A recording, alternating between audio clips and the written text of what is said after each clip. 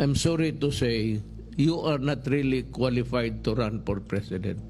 You do not know your role in this government. Foreign relations or foreign policy is vested in the president alone.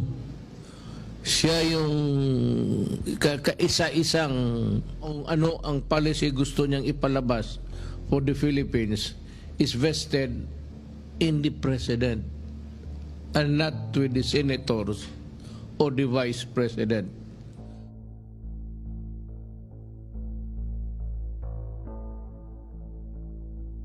Every time she opens her mouth, talagang when she forgets that she's a lawyer, and being a lawyer, she should know that the Constitution says that that is my function. It is not their function. At kung anong gusto kong sabihin para sa aking bayan, may purpose yan. Hindi kasi nila alam.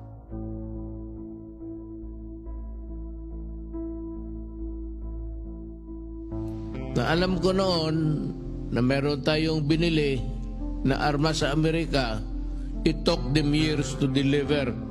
Practically using the money, our money, for so many years, then delivering the bago lang itong mga armas na dumadating.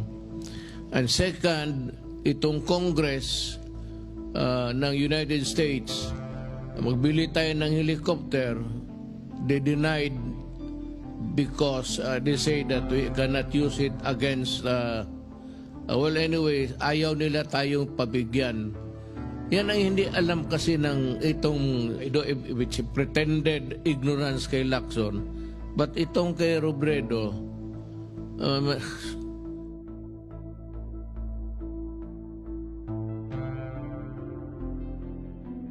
sabi ko nga, ma'am, kung ikaw ang presidente, hindi mo alam ang trabaho mo, huwag ka na lang dapat alam mo yan, abogado ka.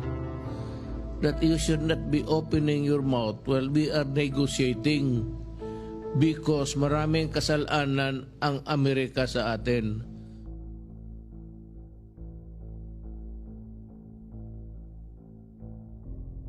Ang pagkaalam mo lang kasi, napunta ka ng Amerika, nagsalita ka doon, you were treated with almost as a royalty.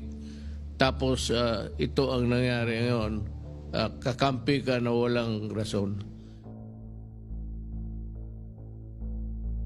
Hindi pera ang gusto kong hingiin sa kanila. Ganito yan ma'am, pati Senator Lacson.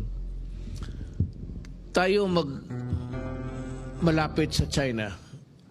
The theater of war, kung mag-umpisa man, is dito sa China Sea. Ngayon, gusto nga natin, pinipilit natin na Amerikano tayo, we should be provided with the arms and armaments that's capable of at least that would place us on equal footing with the other countries at war with us. Kasi titirahin talaga tayo ng China. Ngayon, wala namang Amerikano, wala binibigay. You know, I have talked to so many military guys. Sabi nila, yung war games, it's coming, I think, on May. Ang Amerikano, magdala dito ng mga armas, mag-display sila ng mga equipments and everything. Tapos, ng war games, dinadala nila doon sa, tinuturuan nila ang Pilipino paano gumamit during the war games, and then after that, they go home and bring back their equipment. So, nandyan alam ni General Lorenzana yan. Yan ang lamentations ng Pilipino. Yan ang hindi alam ni Robredo. Ang pagkaalam kasi ni Robredo, parang we are nothing wrong with America and the Philippines.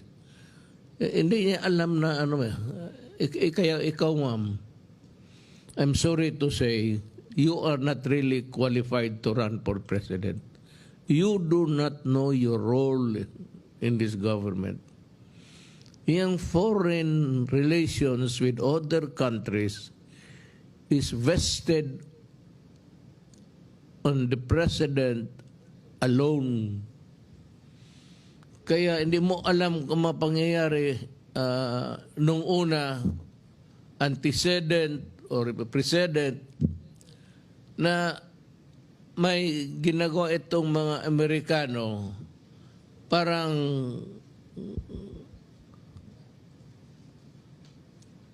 ano tingin natin, outpost eh. Ma'am, alam mo ba ma'am, as a president, do you know that there are so many depots, depot, the OBS depots. Maraming mga armas dito na nakalagay sa Pilipinas ang Amerika. And do you know that they are slowly converting Subic into an American base? Yan ang hindi mo alam at hindi, wala ka sigurong alam. Kaya huwag kang mag-alam, huwag kang magsalita. These are the things that are known to us because I have the reports and I have also the assessments given to me by the Armed Forces of the Philippines. At sinasabi nila kung ano talaga, what's the deal? Anong binigay ng Amerikano? Gawain lang tayong outpost, tapos mag-pro-American ka. Pagputok, ang unang siguro, tanungin kita, kung magsagot ka ngayon, ang unang matamaan kung magkagera ang Amerikano pati Philippines. Alam mo? Kung hindi mo alam, sabihin ko sa iyo, the meltdown will start in Palawan. It's the province that's facing the Spratly and everything there. Kaya hindi mo lang alam, in a worst case scenario, kung may isang gago dyan na magpaputok ng isang rocket, gulo na yan. And the Philippines invariably would be drawn into the vortex of a conflict that is called war. Ngayon, ang mga stations ng Amerikano, tinanggal nga natin yung basis agreement. I would like to read